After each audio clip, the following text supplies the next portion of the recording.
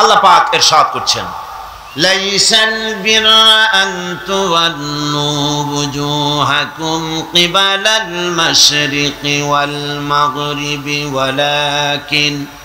ওয়ালাকিন্নাল বিররা মান আমানা বিল্লাহি ওয়াল ইয়াউমিল আখিরি ওয়াল মালাইকাতি ওয়াল কিতাব والملائكة والكتاب والنبيين। পূর্ব এবং পশ্চিম দিকে মুখ ঘোরানোটাই সৎকার, পুণ্যবান, নেককার হওয়ার জন্য যথেষ্ট নয়। পুণ্যবান হওয়ার জন্য, নেককার হওয়ার জন্য শর্ত হচ্ছে আল্লাহ পাকের উপর ঈমান, পরকালের উপরে বিশ্বাস, ফেরেশতা এবং কিতাবের উপরে বিশ্বাস, আর নবীদের উপরে বিশ্বাস। আপনাদের মনে আছে যে আল্লাহ পাকের উপরে বিশ্বাসের ব্যাপারে ঈমান বিল্লাহর উপরে আমরা গত বছর 4 দিন আলোচনা করেছি। তারপরে শবে মেরাজ এসে যাওয়ার কারণে সেই রাত্রে মাঝখান থেকে আখিরাত, মালাইকার, কিতাব ছেড়ে দিয়ে আমরা নবীদের আলোচনা করেছিলাম, মেরাজের কিছু আলোচনা করেছিলাম। আবার আজকেও বোধহয় সেই মেরাজের রাত, আলহামদুলিল্লাহ পড়ে, আজকেও সেই মেরাজের রাত। আজকের সেই পবিত্র রজনী, যে রাতে গোটা পৃথিবীবাসীকে বিস্ময় হতবাক করে দিয়ে ধুলির ধরা থেকে মানুষকে উঠিয়ে নিয়ে, এ পৃথিবীর শ্রেষ্ঠ মানুষকে আল্লাহ পাক উঠিয়ে নিলেন আপন দরবারে, আরশে আজিম ভ্রমণ করালেন এবং পৃথিবীর বুকে তাকে পাঠিয়ে দিলেন। এটা ছিল গোটা বিশ্ববাসীর জন্য সর্বকালের, সর্বযুগের সর্বশ্রেষ্ঠ বিস্ময়, মহাবিশ্বের মহাবিস্ময় মেরাজ। কি করে মাটির মানুষ, কি করে জড় পদার্থ, মানুষ, ওজনওয়ালা জিনিস, মাধ্যাকর্ষণ শক্তি পাড়ি দিয়ে তারপরে মহাশূন্য পাড়ি দিয়ে আরশে আজিমে গেল, এটা ছিল বিশ্ববাসীদের জন্য সবচেয়ে বড় আশ্চর্যের বিষয়। কিন্তু বিজ্ঞানের আবিষ্কার হতে হতে যখন রকেট যেতে লাগলো মহাশূন্য পাড়ি দিয়ে, মাধ্যাকর্ষণ শক্তি পাড়ি দিয়ে, তখন তারা বুঝতে পেরেছে, মাথায় ঢুকেছে যে আমরা সাধারণ মানুষ হইয়া আমরা যদি এ ধরনের টনকে টন ওজনের এত বড় রকেট যদি পাঠাইতে পেরে থাকি, তাহলে আল্লাহ সুবহানাহু ওয়া তাআলা তার শ্রেষ্ঠ বান্দাকে তিনি আপন দরবারে নিয়েছেন। এতে আপত্তি করার আর চিন্তা করার কোনো বিষয় না। তবে বিষয়টা রহস্যজনক থেকেই যাবে, কিয়ামত পর্যন্ত মানুষের কাছে বিস্ময়, একটা বিরাট বিস্ময় হয়ে থাকবেই।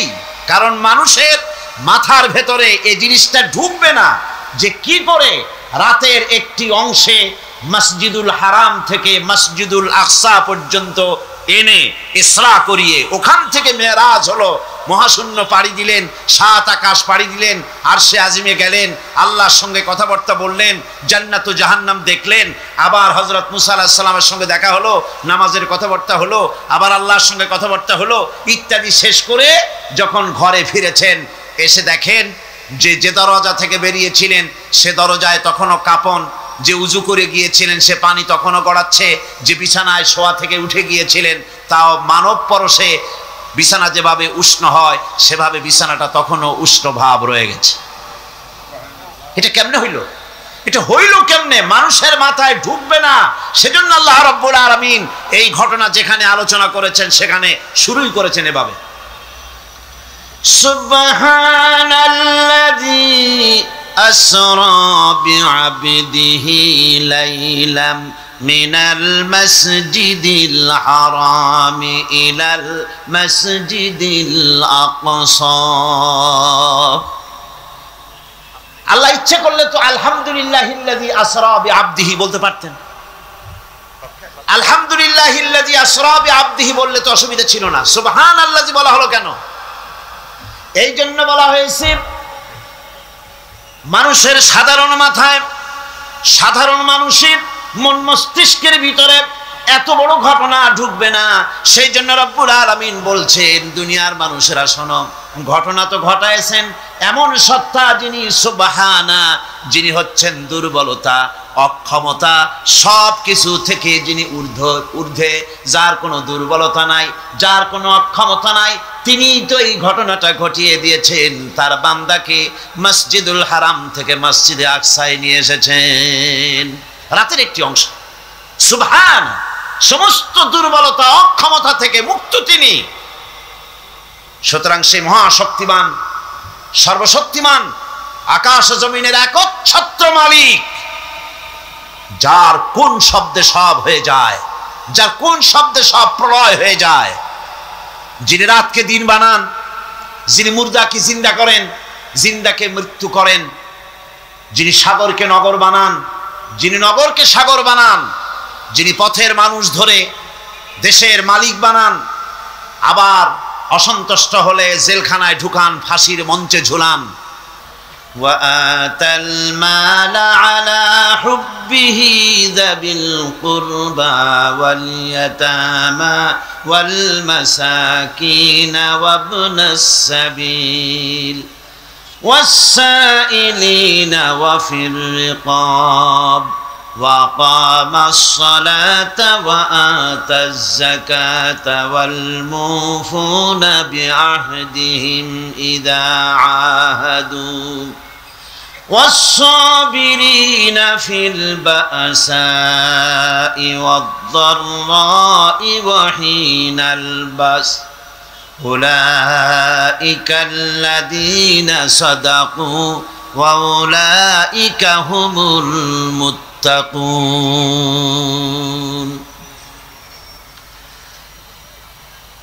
আল্লাহ পাকের প্রেমে উদ্বুদ্ধ হয়ে যারা নিজের প্রাণ প্রিয় সম্পদকে, ধনকে, সম্পদকে যারা এতিম, মিসকিন, নিকটবর্তী আত্মীয় স্বজন, প্রবাসী, পথচারী, সাইল, কৃতদাসের মুক্তির জন্যে যারা দান করে, প্রিয় ধন সম্পদ যারা আল্লাহর রাস্তায় এভাবে দান করে দেয়, নামাজকে প্রতিষ্ঠা করে, যাকাতকে আদায় করে, ওয়াদাকে পালন করে, আর বিপদ মুসিবতে ধৈর্য ধারণ করে, এরাই হচ্ছে সত্যাশ্রিত, এরাই হচ্ছে তাদের দাবিতে সত্যবাদী, ইমানের দাবিতে এরা হচ্ছে সত্যবাদী, আর এরাই হচ্ছে মুত্তাকি। আজকে আমি আপনাদের সামনে যে আলোচনাটা করব সেটা হচ্ছে এই ব্যাপারটি। আল্লাহ পাকের মহব্বতে উদ্বুদ্ধ হয়ে যারা এতিম এবং মিসকিনকে যারা দান করে, আত্মীয় স্বজন, গরিব আত্মীয় স্বজন, অসহায় প্রতিবেশী, পথচারী, এদের জন্য যারা সাহায্য করে। কারণ হচ্ছে ইসলাম তো শুধু নামাজ রোজার কথাই বলেনি, ইসলাম মানুষের জীবনের সকল দুঃখ দুর্দশার দিকে লক্ষ্য রেখেছে। যারা বোঝে না তারা ইসলামকে শুধুমাত্র একটি ধর্ম মনে করে, আর ইসলামের যে অর্থনীতি আছে, সমাজনীতি আছে, এটা তারা বুঝতে পারে না। মাছের যেমন পচন ক্রিয়া শুরু হয় তার মাথা থেকে, সমাজের পচন শুরু হয় তেমন রাজনৈতিক নেতৃবৃন্দ, সমাজ নেতৃবৃন্দ এবং এক শ্রেণীর বুদ্ধিজীবীদের মাথা থেকে, তাদের থেকেই সমাজে পচন ক্রিয়া শুরু হয়ে যায়। এই শ্রেণীর লোকদের দাবি হলো ধর্ম আর অর্থনীতি সম্পূর্ণ দুই প্রান্তিক দিকে বাস করে। ধর্ম এক জিনিস আর অর্থনীতি হচ্ছে আর এক জিনিস, রাজনীতি হচ্ছে ভিন্ন জিনিস। তারা জানে না যে ইসলাম হচ্ছে পূর্ণাঙ্গ জীবন বিধান। আল্লাহ পাক বলছেন এই কোরআনকে যারা অনুসরণ করবে তাদের তো খাওয়া পড়ার অভাব হওয়ার কথা না। কোরআনে কারিমে আল্লাহ রাব্বুল আলামিন বলেন, فمن تبع هداي فلا خوف عليهم ولا هم يحزنون। আল্লাহ পাক বলেন এই কোরআনের অনুসরণ যারা করবে, এই কোরআনের আইন যারা মেনে চলবে, কোরআনকে মেনে যারা চলবে, এর শাসন যারা মেনে চলবে, ফালা খাউফুন আলাইহিম, ওদের জন্য কোনো ভয় নাই, ওয়ালা হুম ইয়াহজানুন, ওদের জন্য কোনো চিন্তাও নাই। কিসের ভয় নাই? যেই সমাজে কোরআনের আইন চালু হয়ে যাবে, ওই সমাজের ভিতরে চুরির ভয়, ডাকাতির ভয়, জেনার ভয়, হত্যার ভয়, ধর্ষণের ভয়, লাঞ্ছনার ভয়, গঞ্জনার ভয় কোনো ভয় থাকবে না, ওয়ালা হুম ইয়াহজানুন, ওই সমাজের মানুষের মনে কোনো চিন্তাও থাকবে না। কিসের চিন্তা থাকবে না? যেই সমাজে কোরআন চালু হয়ে যাবে, কোরআনের আইন দিয়ে সমাজ পরিচালিত হবে, ওই সমাজের মানুষের খাওয়া পড়া, শিক্ষা, চিকিৎসা, বাসস্থানের কোনো চিন্তা থাকবে না। ইসলামী সমাজ তার গ্যারান্টি দেবে। জোরে বলেন সুবহানাল্লাহ, জোরে বলেন আলহামদুলিল্লাহ। এটা আল্লাহ পাকের ওয়াদা। কার ওয়াদা? জোরে কোন তো?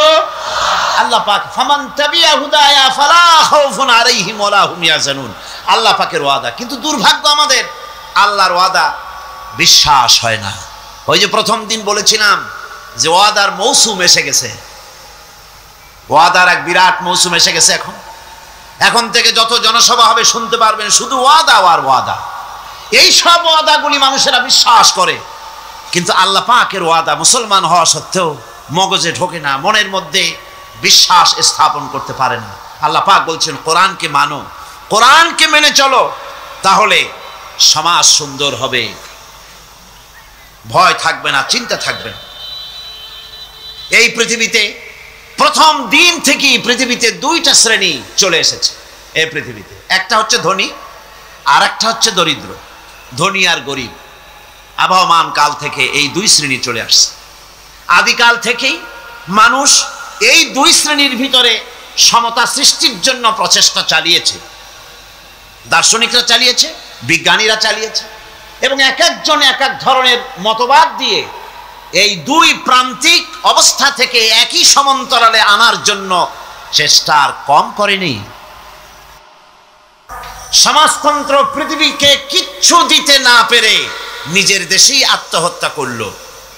এরপরে আবার বাঁচার জন্য মুক্তবাজার অর্থনীতির নামে সমাজতন্ত্রীরা আবার সেই পুঁজিবাদের দিকে অগ্রসর হওয়ার চেষ্টা চালাচ্ছে।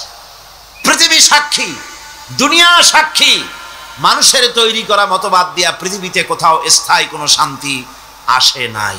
এ কথাটা কি মিথ্যা না সত্য? এ কথা মিথ্যা না সত্য? সুতরাং এই পৃথিবীর বুকে না সমাজবাদ দিয়ে শান্তি হবে, না পুঁজিবাদ দিয়ে শান্তি হবে। সেই যে হযরতে খাব্বাব রাদিয়াল্লাহু তাআলা আনহু রাসূল করিম সাল্লাল্লাহু আলাইহি ওয়াসাল্লামের খেদমতে গিয়ে বলেছিলেন যে আলা তাস্তানসিরু লানা আলা তাদউ লানা, হে রাসূল আপনি কি আমাদের জন্য দোয়া করবেন না?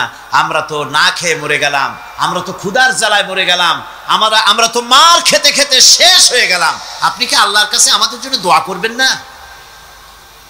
আল্লাহর নবী কাবা শরীফের ছায়ায় আরাম ফরমাচ্ছিলেন। হযরতে খাব্বাবের কথা শুনে আল্লাহর নবী উঠে বসলেন আর তিনি বললেন, ও সাহাবী খাব্বাব শোনো, তোমাদের আগে এই জমিনে যারা দ্বীনের দাওয়াত দিতে এসেছিলেন তাদেরকে সমাজ শক্তি, রাষ্ট্র শক্তি তাদেরকে ধরত, ফায়ুহফারু লাহু ফিল আরদ, এরপরে তার জন্য জমিনে গর্ত খনন করা হতো, কবর খনন করা হতো, ফায়ুজালু ফিহা, এরপরে সেই কবরের ভিতরে তাকে কোমর পর্যন্ত গেড়ে দিত, সুম্মা ইউতা বিল মানশার, এরপরে করাত আনা হতো, ফায়ুদাউ আলা রাসিহি, এরপরে তার মাথার উপরে সে করাত রাখা হতো, ফায়ুজালু নিসফাইন, এরপরে করাত চালায়া জীবিত মানুষটাকে চিরে দ্বিখণ্ডিত করে ফেলে দিত। মা ইয়াসুদ্দুহু যালিকা আন দীনি, এত কষ্ট দেওয়ার পরেও, এত নির্যাতন দেওয়ার পরেও সেই যুগের দ্বীনের একজন দায়ীকেও তারা এক চুলো দ্বীন থেকে সরাই দিতে পারে নাই। ও খাব্বাব শোনো, ওয়াল্লাহি লা ইউতাম্মান্নাল্লাহু হাযাল আমরা হাত্তা ইয়াসিরার রাকিবু মিন সানা ইলা হাদারামাউত। ও খাব্বাব শোনো, আমি আল্লাহর নামে কসম করছি, আমি আল্লাহর নামে শপথ করছি, ইয়েমেনের রাজধানী সানা থেকে শুরু করে এই হাজারামাউত পর্যন্ত লোকেরা যাতায়াত করবে, নারী চলবে, সদাগররা চলবে, টাকা নিয়ে চলবে, যৌবন নিয়ে চলবে, মানুষেরা চলাফেরা করবে, দিনেও যাবে রাতেও যাবে। লা ইয়াখাফু ইল্লাল্লাহ, ওই মানুষগুলির মনের মধ্যে আল্লাহ রাব্বুল আলামিনের ভয় ছাড়া কোনো ভয় থাকবে না। জোরে কোন সুবহানাল্লাহ। ওয়ালাকিন্নাকুম তাস্তাজিলুন, বরং তোমরা বড্ড তাড়াহুড়ো করছো। অপেক্ষা করো, তাড়াহুড়ো করো না, অপেক্ষা করো। এরকম সমাজ আসবে, চুরি ডাকাতি জেনা ব্যভিচার হত্যা ধর্ষণ ক্ষুধা দারিদ্র কিচ্ছু থাকবে না, একটি সুন্দর সোনার সমাজ তৈরি হয়ে যাবে। রাসূল করিম সাল্লাল্লাহু আলাইহি ওয়াসাল্লাম মুসলমান মানুষ যখন ইসলাম কবুল করতে লাগলো, তাদেরকে ইসলাম গ্রহণের আহ্বান জানিয়ে তাদেরকে যে কথাটা তিনি বলতেন সেটা ছিল ইয়া আইয়ুহান নাস কুলু লা ইলাহা ইল্লাল্লাহ তুফলিহু। এটা হলো রাসূলের কথা। আল্লাহর নবী বলতেন, মানব সকল কল্যাণ যদি পেতে চাও, মুক্তি যদি পেতে চাও, বাঁচতে যদি চাও, যদি শোষণ বঞ্চনা থেকে যদি মুক্তি পেতে চাও, তাহলে পড়ো লা ইলাহা ইল্লাল্লাহ। জোরে পড়েন লা ইলাহা ইল্লাল্লাহ, লা ইলাহা লা ইলাহা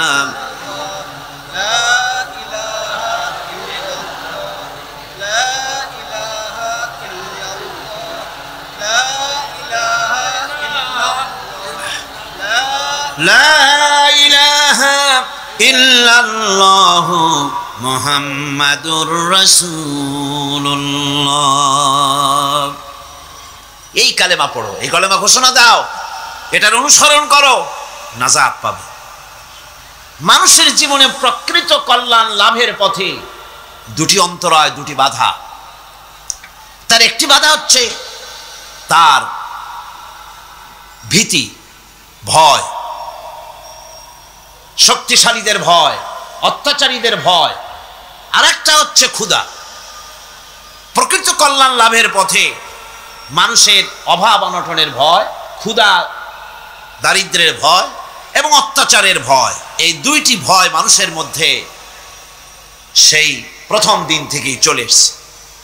ইসলাম প্রচারের প্রথম অধ্যায় আল্লাহ রাব্বুল আলামিনের বন্দিগির দাওয়াত দিয়ে নবী করিম সাল্লাল্লাহু আলাইহি সাল্লাম বলেছেন, এই ক্ষুধা আর ভয়, এই দুটি জিনিসকে দূর করে দেওয়ার মতো পরিকল্পনা আল্লাহ পাক দিয়েছেন।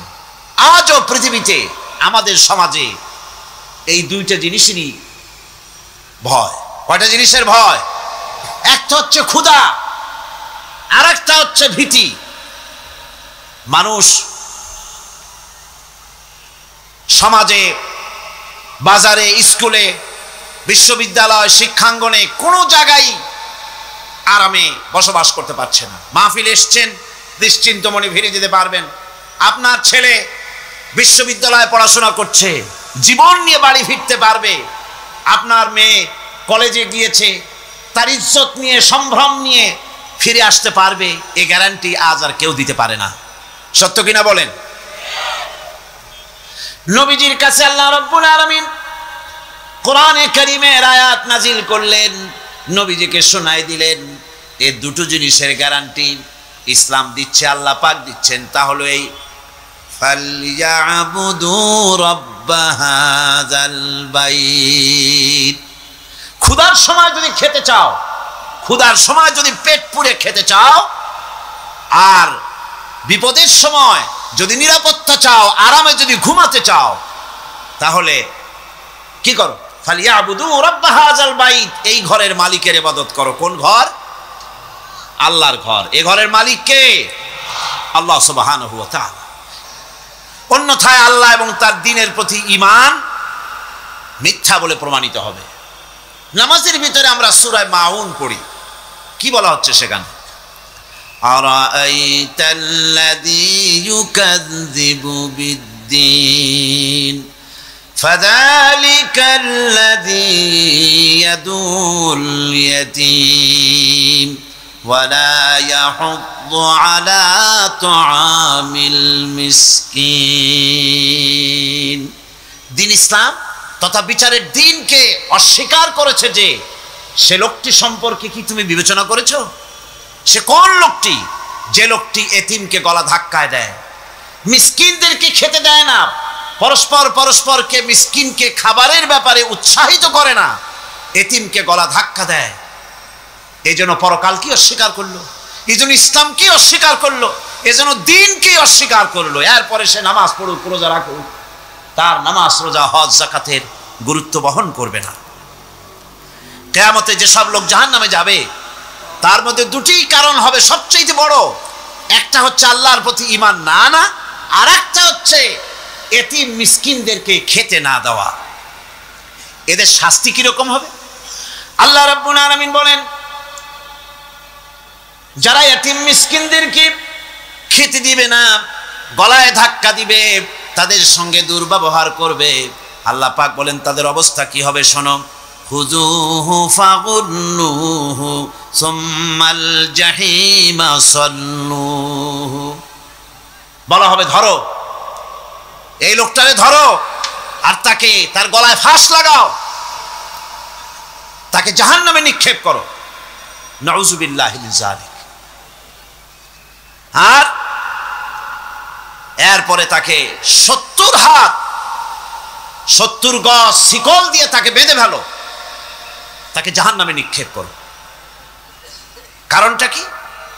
কারণ হলো ইন্নাহু কানা লা ইউমিনু বিল্লাহিল আযীম ওয়া লা ইয়াহুদ্দু আলা তুআমিল মিসকিন। গলায় ফাঁস লাগায়া 70 হাত শিকল দিয়া বাঁধা জাহান্নামে নিক্ষেপ করো, কারণ সে আল্লাহর উপর ঈমান আনে নাই। আর এতিমদেরকে মিসকিনদেরকে খাবারের ব্যাপারে পরস্পরকে উৎসাহিত করে নাই, নিজেও খাওয়ায় নাই, আরো একজনকে উৎসাহিতও করে নাই। কিয়ামতে জাহান্নামে যারা যাবে, জাহান্নামে যাওয়ার যতগুলি কারণ থাকবে তার মধ্যে দুটি কারণ বড়। বলেন কয়টা কারণ বড়? আল্লাহ পাক বলতেছেন জাহান্নামীদেরকে প্রশ্ন করা হবে, ইয়াতাসাআলুনা আনিল মুজরিমিন মা সালাকাকুম ফি সাকার। জাহান্নামীদেরকে প্রশ্ন করা হবে জাহান্নামে আসছো কেন, কি অপরাধ করে আসছো? ক্বালু লাম নাকু মিনাল মুসাল্লিন ওয়া লাম নাকু নুতঈমুল মিসকিন। তারা বলবে যে আমরা নামাজ পড়তাম না আর মিসকিনদেরকে খেতে দিতাম না। কত বড় মারাত্মক অপরাধ লক্ষ্য করুন। নামাজ না পড়া আর মিসকিনদের খেতে না দেওয়া জাহান্নামে যাওয়ার যত কারণ, তার মধ্যে শ্রেষ্ঠ দুটি কারণ হচ্ছে এই, যারা নামাজ পড়বে না, এতিম মিসকিনদেরকে খেতে দিবে না, এবং পরস্পরকে এতিম মিসকিনকে খেতে দেওয়ার ব্যাপারে উৎসাহিত করবে না, কিয়ামতে তারা জাহান্নামে যাবে। কোথায় যাবে?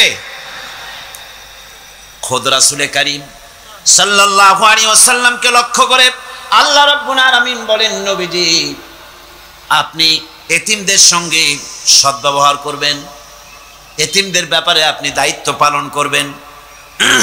কারণ হলো আপনিও তো এক সময় এতিম ছিলেন, এতিমের ব্যাপারে দায়িত্ব পালন করবেন। কোরআনে কারীমে রব্বুল আলামিন বলেন, আলাম ইয়াজিদকা ইয়াতীমান ফাআওয়া। ও নবী, আমি কি আপনাকে এতিম অবস্থায় পাই নাই? আর তারপরে আমি কি আপনাকে আশ্রয় প্রদান করিনি? আপনাকে আমি এতিম অবস্থায় পেয়েছি, এরপরে আপনাকে আশ্রয় দিয়েছি। রাসূল তো এতিমদের সর্দার। পৃথিবীর কোন এতিম যেন বলতে না পারে নবীজি আমার ব্যাপারে কি বলবেন, আমি তো এতিম মানুষ, আর তিনি আমার ব্যাপারে কিভাবে আমার দরদ বুঝবেন। নবীজিকে আল্লাহ পাক কেমন এতিম বানালেন, সমস্ত দুনিয়ার এতিমদের সর্দার বানালেন। মায়ের পেটে যখন তিনি ছিলেন, 6 মাসের সময় মায়ের পেটে থাকাকালীন বাপের এতিম হয়ে গেলেন। যখন প্রসব বেদনা শুরু হয়েছে মায়ের, দুনিয়ায় যখন তিনি আসবেন, হযরতে আমেনা ঘরের ভিতরে বসে তার অবস্থাটা কি? এই সন্তান পৃথিবীতে আসতে পরে যিনি সবচাইতে বেশি খুশি হবেন তিনি তো আজ দুনিয়ায় নাই। মনের ভিতরে কত কষ্ট। আল্লাহ রাব্বুল আলামিন তার হাবিবকে দুনিয়া আনলেন।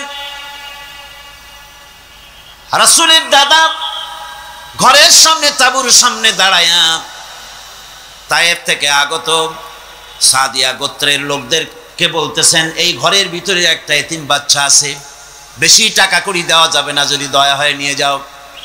গরিব মানুষ, এতিম মানুষ দেখে শুনে কেউ আর নিতে চায় না।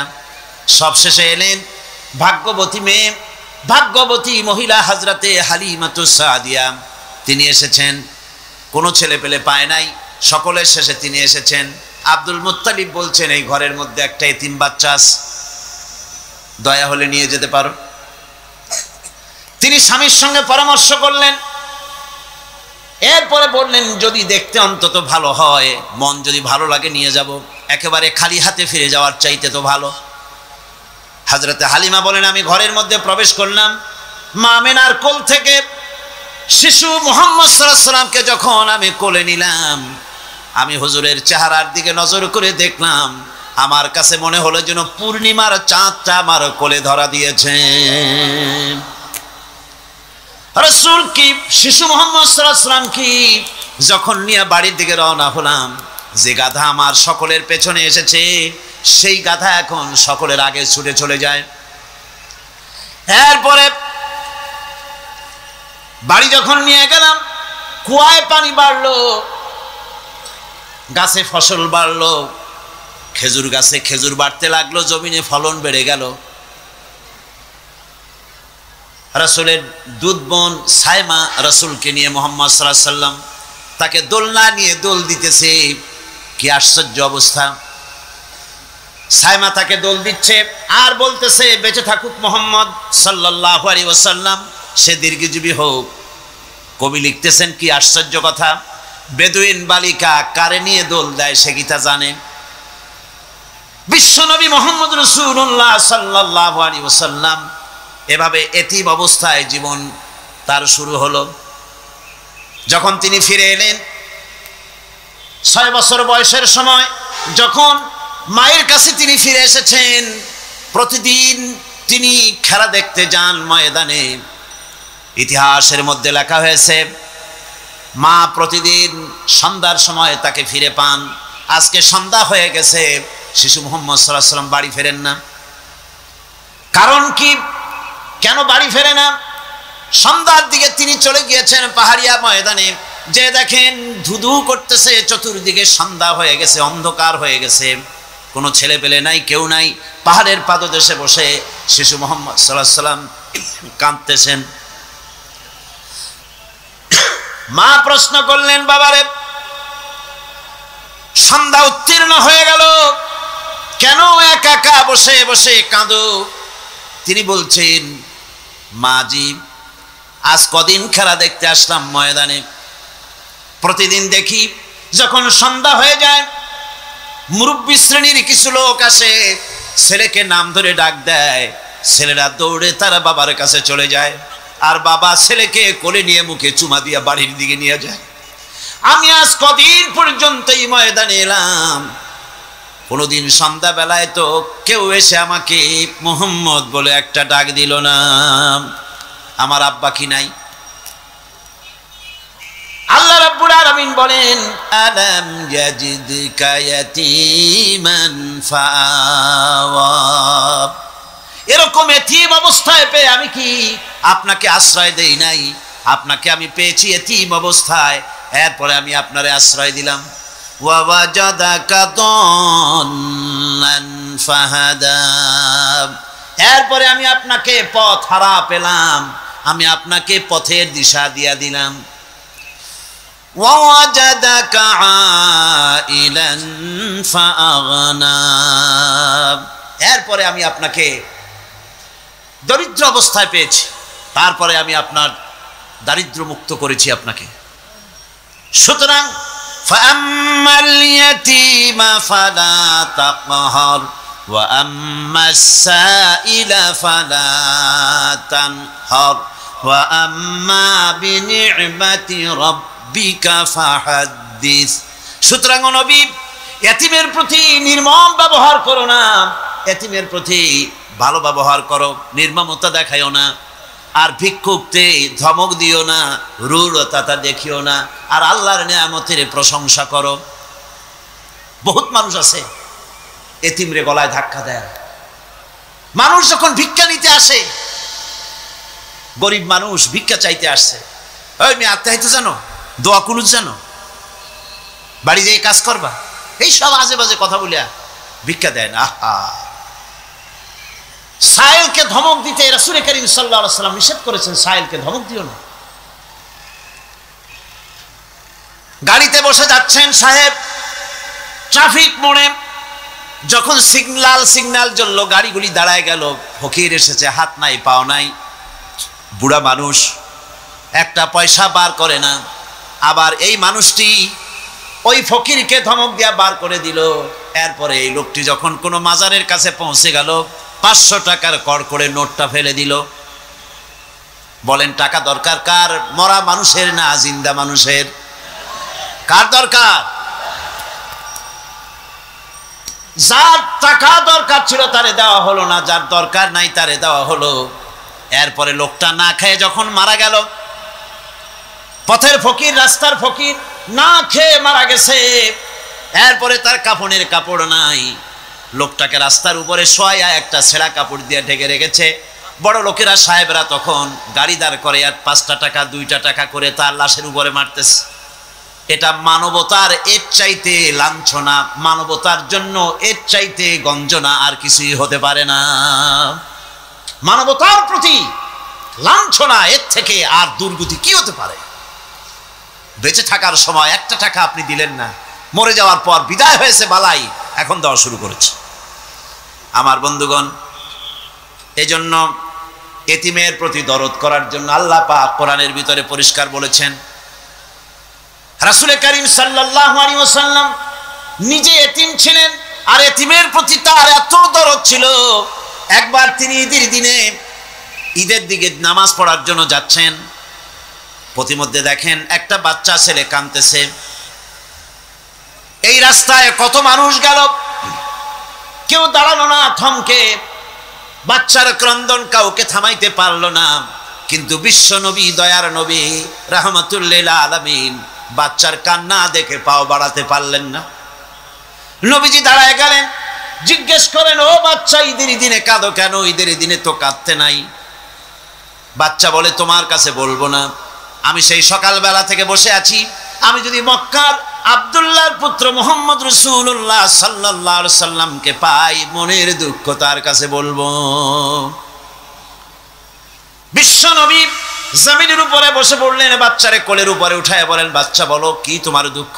তুমি যার জন্য বসেছো আমি তো সেই এতিম নবী, কি বলতে চাও? বাচ্চা বলতেছেন, ইয়া রাসূলুল্লাহ, আমার বাবা মারা গেছে। সেই ছোট্টবেলায় একেবারেই তখন মায়ের পেট থেকে আমি আসার পর বাপ মরে গেল। আমার মা আর একজনের সঙ্গে বিয়ে বসেছে। সেই পুরুষটি আমারে দেখতে পারে না। আমার মা যদি আমারে কোলে করে এসে সহ্য করতে পারে না, আমারে চুমা খাইলে সহ্য করতে পারে না, আমারে খাবার দিলে মা মার খায়। আজ ঈদের দিনে রাতে আমার মা আমাকে বলল, বাবারে তোমার কপাল খারাপ, তোমার বাবা মারা গেছে, তোমাকে সাহায্য করার কেউ নাই, আমি তোমার যত্ন করতে পারলাম না, কোলে নিয়ে চুমাও দিতে পারি না, আমার এমনই কপাল খারাপ। সুতরাং এতিমের দরদ এতিম ছাড়ার কেউ বুঝবে না। তুমি আজ চলে যাও, ওই রাস্তায়, ঈদের রাস্তায় দাঁড়ায় থাকো, মাঠের রাস্তার পাশে, বিশ্ব নবীর কাছে তোমার দুঃখ বলো, এতিমের দুঃখ তিনি বুঝবেন। আমি মায়ের কথা মতো এই জায়গায় এতক্ষণ বসে আছি, হুজুর আপনি দয়া করে, আমার কথা তো আপনার কাছে বললাম, আমার মনের এই দুঃখ। নবীজি বাচ্চার কথা শুনতেছিলেন, চোখ দিয়া পানি পড়তেছিল। বাচ্চাকে বুকের সঙ্গে জড়িয়ে ধরে নবীজি বলেন, ও এতিম, মুহাম্মদ সাল্লাল্লাহু আলাইহি ওয়াসাল্লাম যদি তোমার পিতা হন আর হযরতে আয়েশা যদি তোমার মা হয়ে যায়, বলো তোমার মনের দুঃখ মেটে নাকি? ছেলে ডুকরে কেঁদে উঠলো আর বলল, ইয়া রাসূলুল্লাহ, আপনি যদি আমার পিতা হন আর আয়েশা যদি আমার মা হয়ে যায়, এর থেকে বড় সৌভাগ্যের আমার তো আর কিছুই নাই। নবীজি এতিমকে বাড়ি নিয়ে গিয়ে হযরতে আয়েশার হাতে তুলে দিয়ে বললেন, আয়েশা রে, পবিত্র ঈদের দিনে আল্লাহ রাব্বুল আলামিন তোমার জন্য একটা উপহার পাঠিয়েছেন, এটা যত্ন করো। এতিমের প্রতি দরদ রাখার জন্য আল্লাহ রাব্বুল আলামিন বলেছেন, এতিম, মিসকিন, বিধবা, অসহায় লোক, তাদের প্রতি যাতে করে মুসলিম সমাজ লক্ষ্য রাখে, সেজন্য আল্লাহ পাক নির্দেশ করেছেন। বুখারী এবং মুসলিম শরীফের হাদিসে এসেছে, আস-সাই আলাল আরমালাত ওয়াল মিসকিন কাস-সাই ফি সাবিলিল্লাহ। বিধবাদের জন্য, মিসকিনের জন্য কেউ যদি কোনো উদ্যোগ গ্রহণ করে, কেউ কোনো সাহায্য দেয়, জিহাদের ময়দানে জিহাদ করে আল্লাহর রাস্তায় যে সওয়াব পাওয়া যায়, যে মর্যাদা পাওয়া যায় আল্লাহর কাছে, এতিম মিসকিন বিধবাকে সাহায্য করলে সেই সওয়াব আল্লাহ রাব্বুল আলামিন আমলনামায় দিয়ে দেন। ইসলাম যেহেতু মজলুম মানবতার জন্য পৃথিবীতে এসেছে, যারা বলে ইসলাম পুঁজিবাদের আশ্রয়স্থল, তাদের মতো বেকুব আর নাই। এই কথা তারা বলে উদ্দেশ্যমূলক ভাবে, রাজনৈতিক উদ্দেশ্যমূলক ভাবে সব কথা বলে।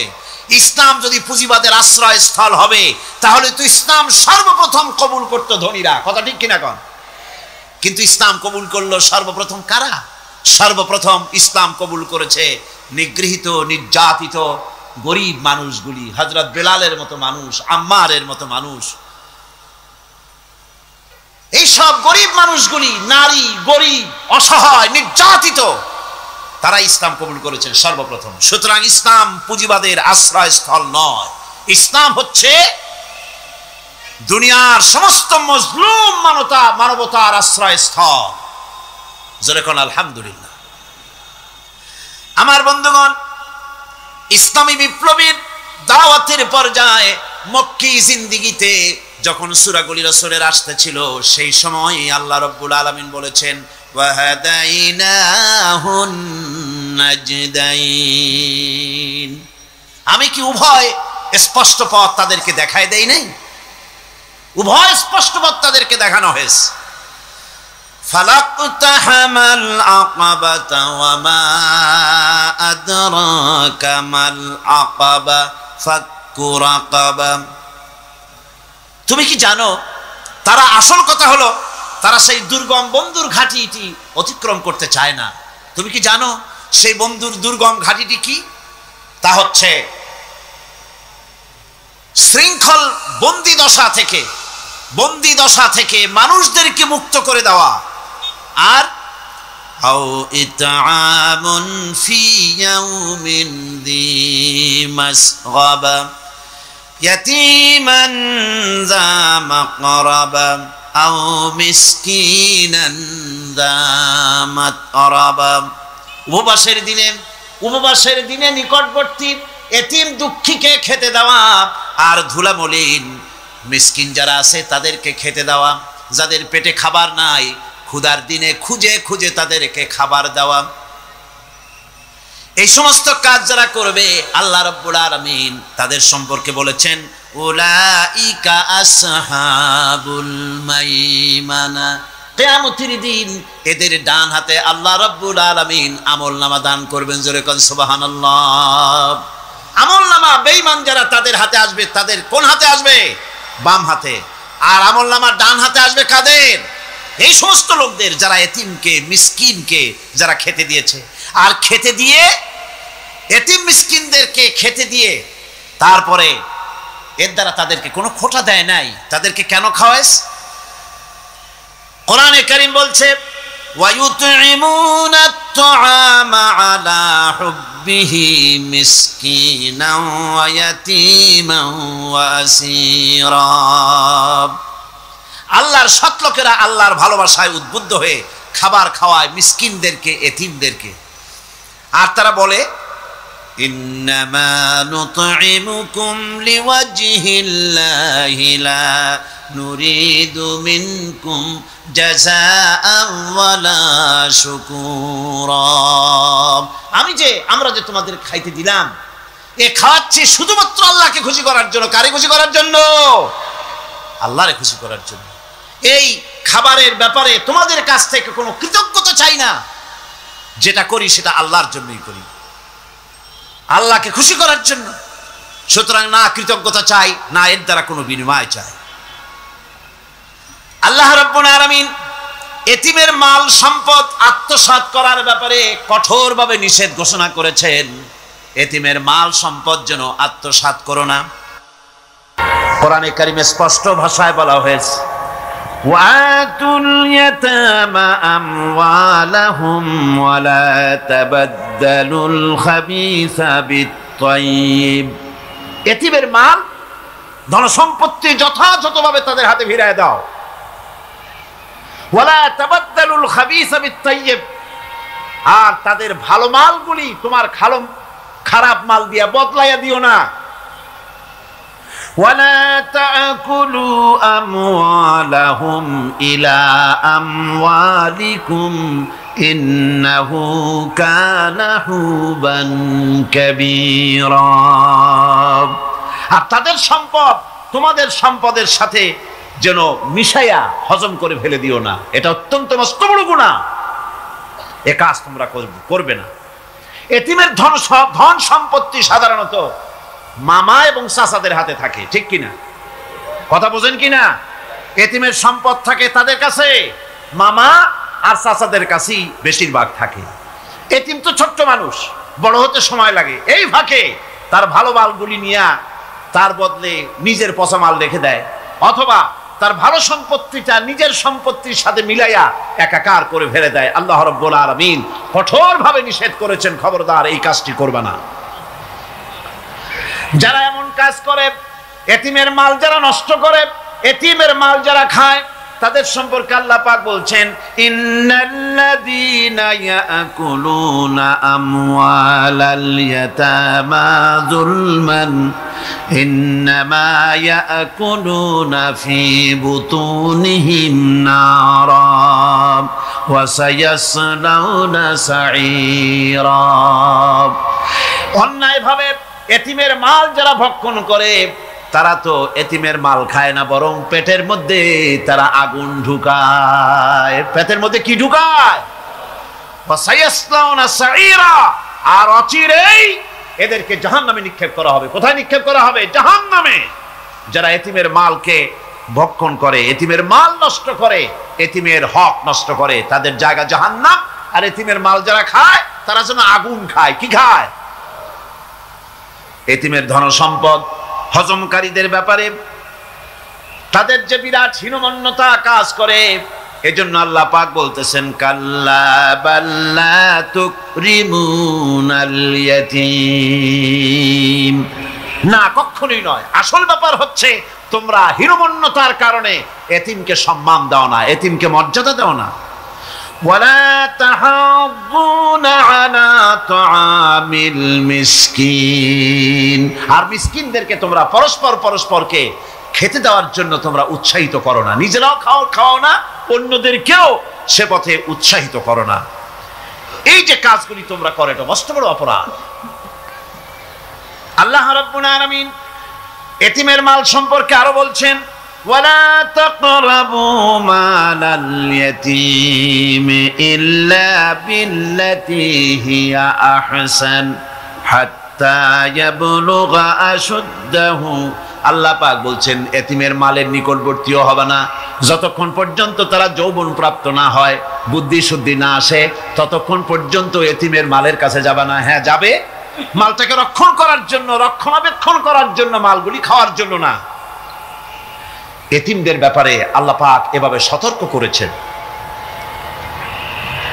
মানুষ যখন, বাচ্চাগুলি যখন এতিম হয়ে যায়, বাচ্চা বেঁচে থাকতে, বাচ্চার বাপ মা বেঁচে থাকতে বাচ্চারে কোলে নেয়।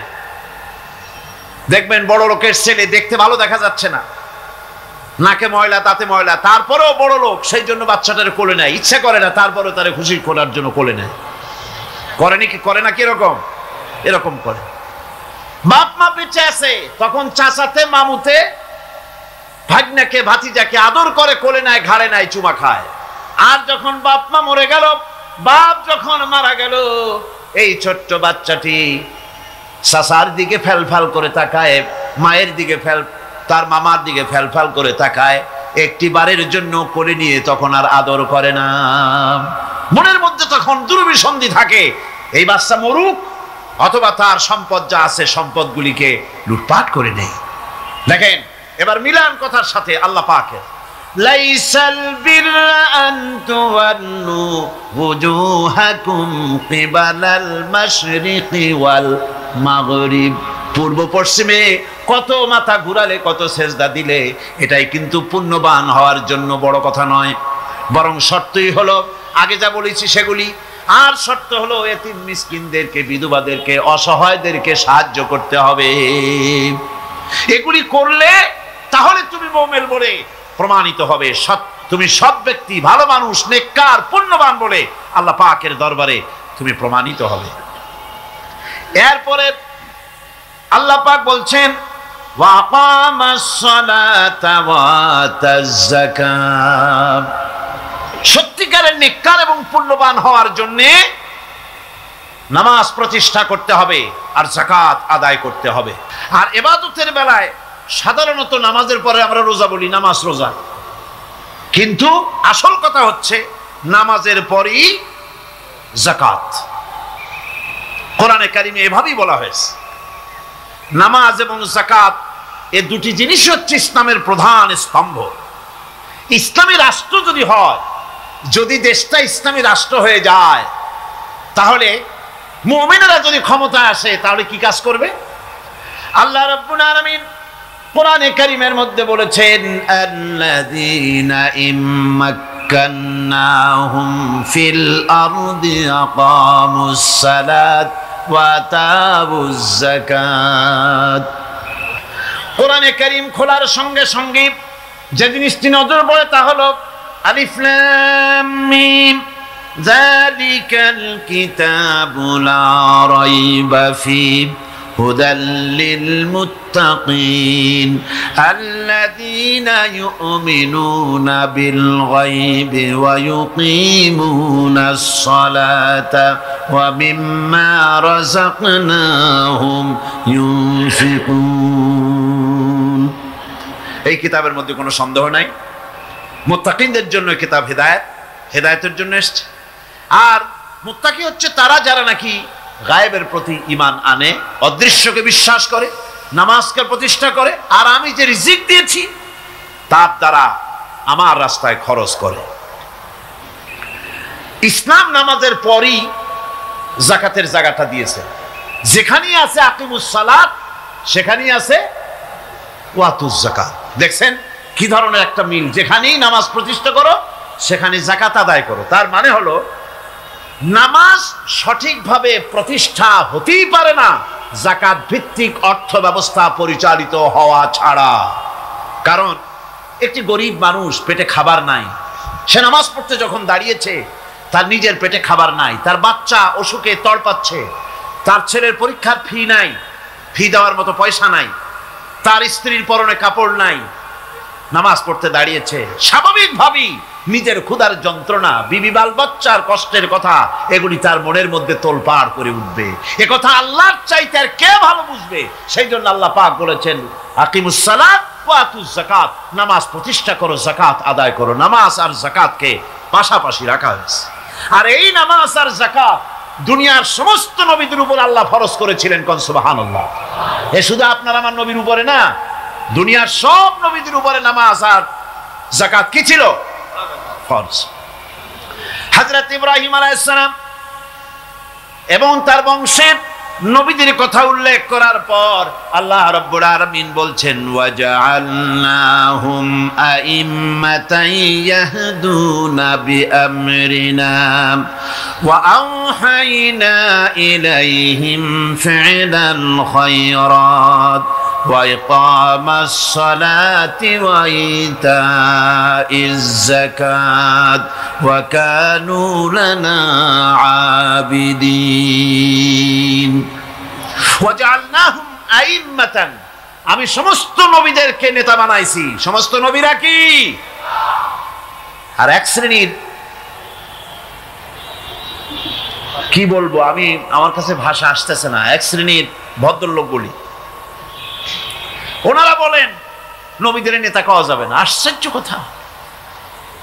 এই আয়াতের অর্থ তারা কি করবেন? ওয়াজআলনাহুম আইম্মাতান, নবীদের কথা বলা হচ্ছে আমি সমস্ত নবীদেরকে নেতা বানিয়েছি, তাদেরকে আমি নির্দেশ করেছি ভালো কাজের, তারা কল্যাণমূলক কাজ করবে এটা নির্দেশ করেছি, নেতা বানিয়েছি। আর তাদেরকে বলেছি কল্যাণমূলক কাজ করার জন্য, নামাজকে প্রতিষ্ঠা করার জন্য, যাকাত যাকাতকে আদায় করার জন্য, আর তারা সবাই ছিল আমার অনুগত বাধ্যগত। নবীরা সব হলেন নেতা। নবীরা কি?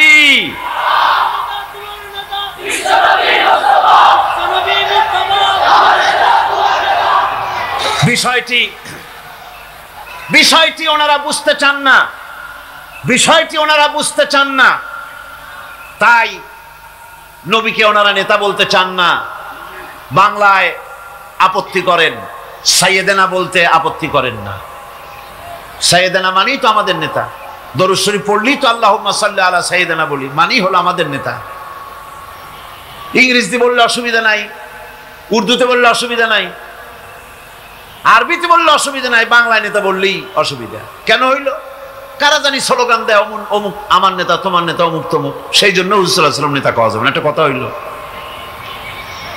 রাসূল কারীম সাল্লাল্লাহু আলাইহি ওয়াসাল্লাম নবীরাই যদি নেতা না হন, তাহলে নবীরা কি অনুসারী? নাউযুবিল্লাহি মিন যালিক। রাসূলকে বলা হয় ইমামুল মুরসালিন। আমাদের হুজুরকে কি বলা হয়? আমাদের রাসূলকে কি বলা হয়? ইমামুল মুরসালিন। মানে কি? সমস্ত নবীদের নিয়ে উনি নামাজের, সমস্ত নবীর একটা মসজিদে নামাজ পড়তেন, উনি সেখানে ইমামতি করতেন নাকি? না, সমস্ত নবীদের তিনি ইমাম, নেতা। সুবহানাল্লাহ। সুতরাং এটা এক ধরনের মূর্খতা। আল্লাহ পাক বলছেন, আমি সমস্ত নবীদেরকে নেতা হিসাবে পৃথিবীতে প্রেরণ করেছি। তারা হচ্ছেন নেতা। তাদেরকে আমি হেদায়েত দিয়েছি, আমি হুকুম করেছি, ওহীর মাধ্যমে জনকল্যাণমূলক কাজ তোমরা করো, নামাজ প্রতিষ্ঠা করো, কল্যাণমূলক কাজ করো, ফেলাল খায়রাত, কল্যাণমূলক কাজ করো, আর নামাজ প্রতিষ্ঠা করো, যাকাতকে আদায় করো। আর তারা সবাই ছিল আমার বাধ্যগত। ইসমাঈল আলাইহিস সালাম সম্পর্কে বলা হয়েছে, وَكَانَ يَأْمُرُ أَهْلَهُ بِالصَّلَاةِ وَالزَّكَاةِ وَكَانَ عِندَ رَبِّهِ مَرْضِيًّا। সে তার স্বজনদেরকে নামাজের হুকুম করত, নামাজের এবং যাকাতের নির্দেশ দিতেন হযরত ইসমাঈল আলাইহিস সালাম। আর তিনি ছিলেন বিশেষ মর্যাদার অধিকারী। মূসা আলাইহিস সালাম এবং তার কওমকে আল্লাহ পাক এই অর্ডার দিয়েছিলেন। মূসা আলাইহিস সালাম বলেছিলেন, আয় আল্লাহ, আমার কওমকে যেন তুমি গজব দিও না, তাদেরকে তুমি শাস্তি দিও না। আল্লাহ পাক হযরত মূসা আলাইহিস সালামের এই প্রার্থনার জবাবে আল্লাহ পাক বললেন, আযাবি উসিবু বিহি মান আশাউ ওয়া রাহমাতি ওয়াসিআত কুল্লা শাই। আমি যাকে চাইবো আমার আযাবে নিক্ষেপ করব, তবে সকল জিনিসের উপর আমার রহমত পরিবেষ্টিত আছে। তবে হ্যাঁ, ফাসাআকতুবুহা লিল্লাযীনা ইয়াত্তাকুনা ওয়া ইউতুনাজ যাকাতা ওয়াল্লাযীনা হুম বিআয়াতিনা ইউমিনুন। আমি এই রহমত কেবলমাত্র তাদের জন্য লিখে রাখবো যারা নাকি নামাজ প্রতিষ্ঠা করবে আর যারা যাকাত আদায় করবে, আমি তাদেরকে আমার গজব থেকে বাঁচায়া দেব। যাকাত যারা আদায় করবে, আমি তাদেরকে আমার শাস্তি থেকে, গজব থেকে রক্ষা করব। রাসূল করিম সাল্লাল্লাহু আলাইহি ওয়াসাল্লামের পূর্বে শেষ নবী হচ্ছেন হযরত ঈসা আলাইহিস সালাম। তাকে আল্লাহ পাক এই অর্ডারই করেছেন। কোরআনে কারিমে বলা হচ্ছে, ওয়াজআলানি মুবারাকান আইনামা কুনতু ওয়া আওসানি বিসসালাতি ওয়াজ যাকাতি মা দুমতু হাইয়া। আমি যেখানেই থাকি না কেন, আমাকে অর্ডার করা হয়েছে যতদিন বেঁচে থাকবো আমি, ততদিন যেন আমি নামাজ আদায় করি আর যাকাত দেই। ঈসা আলাইহিস সালাম বলছে, আল্লাহ পাক আমার উপরে নির্দেশ করেছেন, আমি যেখানেই থাকি আর যতদিন বাঁচি আমাকে নামাজ আর যাকাত, এই দুটি জিনিস সম্পর্কে আল্লাহ পাক আমাকে আদেশ করেছেন। এখন যাকাত দিতে হবে, গুরুত্বপূর্ণ ব্যাপার। মানুষেরা অবহেলা এই যাকাত থেকে নিজেকে বঞ্চিত রেখেছে, মাহরুম রেখেছে এত বড় একটি নিয়ামত থেকে, সমাজকে মাহরুম করছে, যাকাত দিচ্ছে না। কোরআনে কারীমের 3টি আয়াতে যাকাতের কথা এভাবে বলা হয়েছে, ইয়া আইয়ুহাল্লাযীনা আমানু আনফিকু মিন তাইয়্যিবাতি মা কাসাবতুম ওয়া মিম্মা আখরাজনা লাকুম মিনাল আরদ। হে ইমানদার লোকেরা, তোমরা যেসব পবিত্র অর্থ সম্পদ উপার্জন করো সেগুলি, এবং আমি জমিন থেকে তোমাদের যে ফসল দান করি, ফসল উৎপাদন করে দেই, তার থেকে তোমরা আল্লাহর পথে খরচ করো। এগুলো 1 নম্বর আয়াত। 2 নম্বর, প্রথম আয়াত বলা হয়েছে সূরা বাকারায়, আর সূরা আনআমে বলা হচ্ছে কুলু মিন সামারিহি ইযা আসমারা ওয়া আতু হাক্কাহু ইয়াওমা হাসাদিহি। তার উৎপাদিত ফল ফসল তোমরা খাও, আর ফসলের একটি অংশ ফসল কাটার দিনেই আল্লাহর হকটা, আল্লাহর অধিকারটা আদায় করে দাও। যেদিন তোমরা ফসল কাটবে সেদিনই এই অধিকারটা আদায় করে দাও। এই যে একটা ফরজ, এই ফরজটা মুসলমানেরা বেমালুম ভুলে গিয়েছে। ফসলের যাকাত তারা দেয় না। ফসলের যাকাতকে বলা হয় ওশর। কি বলা হয়? ওশর। এই ওশর, এখন যদি আপনি গ্রামে গিয়া কোন শিক্ষিত লোককেও যদি জিজ্ঞেস করেন, ভাই ওশর কি চেনো?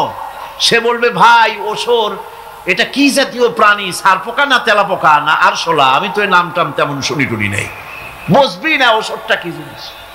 অথচ নামাজ রোজার মতোই ফরজ ওশর আদায় করা। কবে আদায় করবেন? যেদিন আপনি ফসল কাটবেন সেই দিনই ওশর আদায় করে দিবেন। পরিমাণটা কি হবে? পরিমাণ হবে আকাশের বৃষ্টির পানি দিয়ে,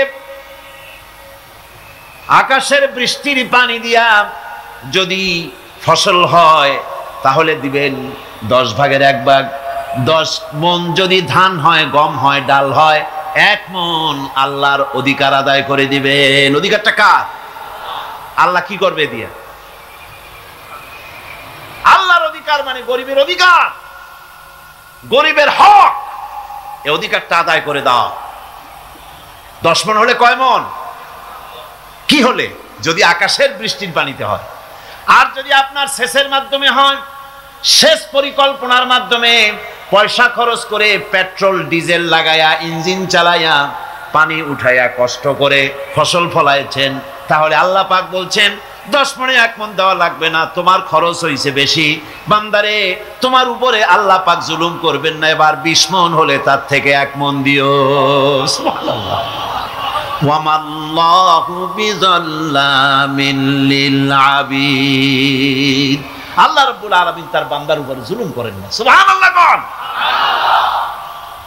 এইভাবে করে ওশরের যাকাতটা তোমরা ঠিকমতো আদায় করে দিও। ওশরটা দিও, ফসলের ওশর দিও, আর টাকার যাকাত দিয়ে দিও। যারা এটা দিবে না তাদের সম্পর্কে আল্লাহ পাক সূরা তওবার ভিতরে বলেছেন, والذين يكنزون الذهب والفضة ولا ينفقونها في سبيل الله فبشرهم بعذاب أليم।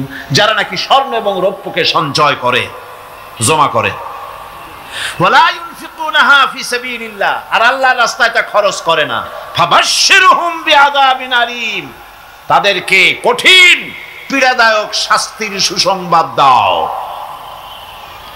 পীড়াদায়ক শাস্তির কি দাও? শাস্তির কি সুসংবাদ হয় নাকি? হত উচিত ছিল শাস্তির দুঃসংবাদ শোনাও। স্বর্ণরৌপ্য জমা করলো আর আল্লাহর রাস্তায় খরচ করলো না। রব্বুল আলামিন বলেন, ইয়াউমা ইউহমা আলাইহা ফি নারি জাহান্নামা ফাতুকওয়া বিহা জিবাহুহুম ওয়া জুনুবুহুম ওয়া যুহুরুহুম। একদিন আসবে এমন যেদিন এই সঞ্চিত ধনরাশি, সোনা দানাগুলি জাহান্নামের আগুন দিয়ে জ্বালানো হবে, আর জাহান্নামের আগুন দিয়ে জ্বালায়া এইগুলি দিয়ে তার পিঠের উপরে আর পাঁজরে সিল মারা হবে জাহান্নামের আগুন দিয়া। বলা হবে হাদা মা কানাজতুম লিআনফুসিকুম ফাযুকু মা কুনতুম তাকনিজুন। মজা চাখো, স্বাদ গ্রহণ করো। এ হলো তোমার সেই সঞ্চিত সম্পদ, সঞ্চিত ধনরাশি যা তুমি জমা করেছো আর আল্লাহর রাস্তায় খরচ করনি। এখন এর শাস্তি গ্রহণ করো।